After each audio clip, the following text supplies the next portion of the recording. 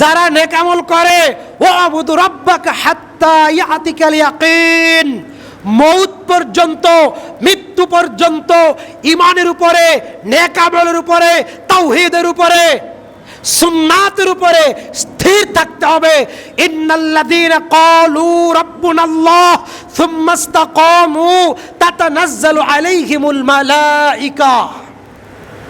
ঈমান আম্মার ইবনে ইয়াসির, খাব্বাব, খুবাইব, বেলাল ক্ষুধার যন্ত্রণায় কাতর, ঘরে খাবার নাই, পরনে কাপড় নাই, পেটে ভাত নাই, স্ত্রী সন্তান ক্ষুধার যন্ত্রণায় উবুর হয়ে মাটির সাথে পিঠ মিশায়া কান্নাকাটি করতেছে।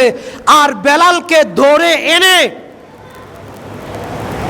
উত্তপ্ত বালুর উপরে জ্বলন্ত আঙ্গার দিয়া, আঙ্গারের উপর বেলালকে উবুর করে শোয়াইয়া তার পিঠের উপরে বিশাল আকারের পাথর চাপিয়ে দেওয়া হয়েছে।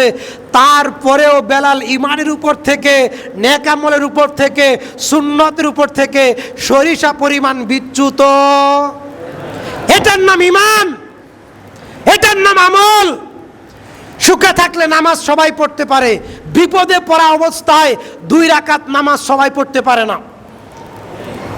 বিপদে পড়লে দৌড়ায় মাজারে, দরবারে, খানকায়, সুদে টাকা লো।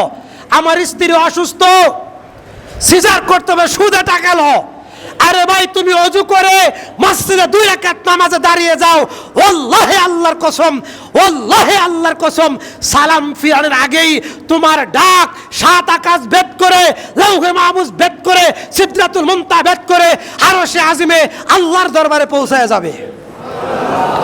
কিন্তু সেই পরিমাণ ঈমান আমাদের আনয়ন করতে হবে। ইব্রাহিম যখন আগুনের ভিতরে, আল্লাহ তাআলা দেখতে পাচ্ছিলেন না? পাচ্ছিলেন কি না? কে সাহায্য করেছিলেন? কিসের কারণে? ঈমানের কারণে। কাজেই আপনার আমল, আপনার নেক আমল গৃহীত হবে, কবুল হবে, মকবুল হবে ঈমানের উপর ভিত্তি করে। সম্মানিত হাজিরিন, আমি বলবো আপনাদের সামনে জাহান্নামে যাওয়ার কারণ, 1 নম্বর কারণ হচ্ছে শিরিক। 1 নম্বর কারণ শিরিক। আচ্ছা ভাই, আহলে হাদিসরা তো তাবিজ দেয় না, ঠিক? কথা বলেন। রাবার দেয় না, সুতা দেয় না, কাসপরা বুঝেন? কাসপরা